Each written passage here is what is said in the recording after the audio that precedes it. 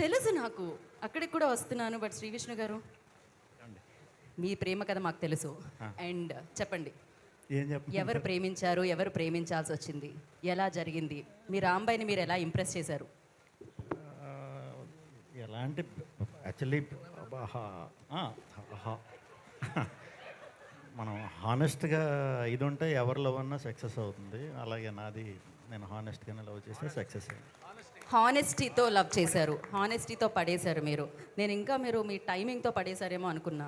లేదు లేదు, ప్రేమ లేఖలు, వాట్సాప్ మెసేజ్లు, ఫేస్బుక్లో రిక్వెస్ట్లు. లేదు, హానెస్టీలో అది కూడా భాగమే. ఏదైనా హానెస్టీ అనేది ముందు పెట్టాలంటున్నారు మీరు, అంతే కదా?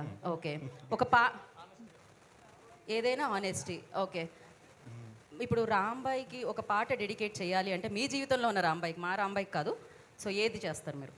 అప్పుడు మాకు ఎక్కువ వర్షం టైం అండి, అది ప్రభాస్ గారు వర్షం మెల్లగా అవి కురవని, సో ఆ టైం అనమాట. సో అది వేసుకోండి, అదే పాట వేసుకోండి.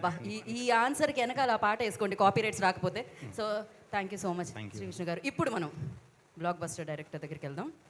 బాబీ గారు, మీరు ఫస్ట్ మీ గ్లామర్తో పడేసి ఉంటారు ఖచ్చితంగా.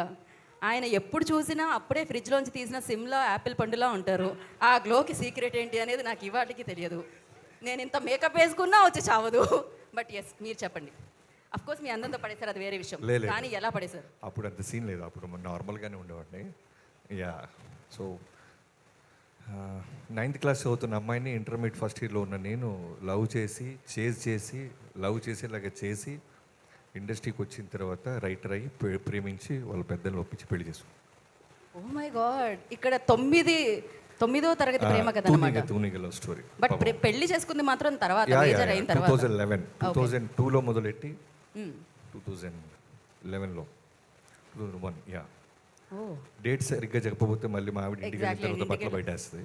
సో 2001 ఆ టైం డన్. సో మీ రాంబాయికి ఏదైనా ఒక పాట డెడికేట్ చేయాలండి. ఇప్పుడు ఆయన అన్నారు వర్షం టైంలో అని, మీది ఏ టైంలో? త్రివిక్రమ్ గారి సినిమా నువ్వే ఉంది కదా, శ్రియా అండ్ తరుణ్ గారిది. సో ఆ సినిమా పాటలు తెగ వింటూ నేను ఇమాజిన్ చేసుకుంటూ ఉండేవాడు.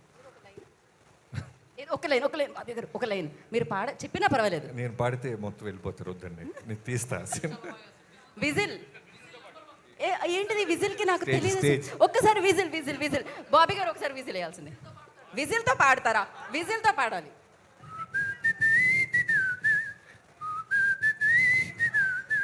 నా మనసుకే. Oh my god, crazy.